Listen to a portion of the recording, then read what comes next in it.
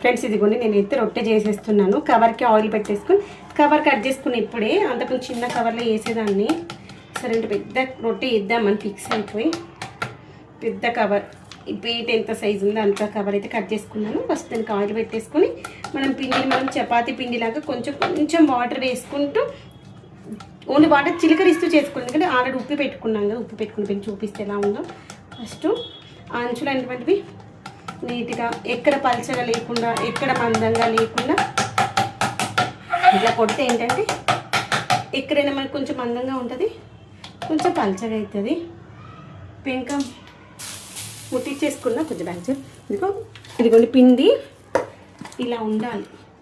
తర్వాత దీన్ని మళ్ళీ ఇంకొకసారి కలపాలి. నేను చూపిస్తే కలిపేటప్పుడు ఆల్రెడీ మనకి పెంక వేడైంది కదా, స్టవ్ చిన్న చేసుకున్నాను. రొట్టె వేసిన తర్వాత మళ్ళీ పెద్ద పెట్టుకుందాము. ఇదిగోండి ఎలా తీయాలో చూపిస్తాను.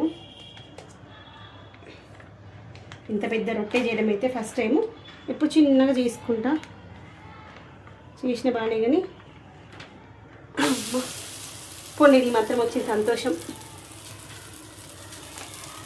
ఫ్లేమ్ పెద్ద పెట్టేసి కొంచెం చిన్న ఇద్దామండి. అంత పెద్దగా అంటే నాకు తీసి వేయడానికి వస్తలేదు. కవర్కి ఆయిల్ పెట్టుకున్నాను కదా. ఇదిగోండి ఇప్పుడు మనకు రొట్టెకి ఎంత పిండి కావాలో అంత పిండి తీసుకొని దానికి మనము పిండి ఉప్పినప్పుడు ఒక గిన్నెలో ఉప్పుకున్నాను కదా, దాంట్లో కొన్ని వాటర్ వేసుకుని కొంచెం పిండి తీసుకుంటూ ఈ పిండి దీనికి కొంచెం ఒత్తి పెట్టుకున్నాం అనుకుని అది మనకి డిస్టర్బ్ చేయదు.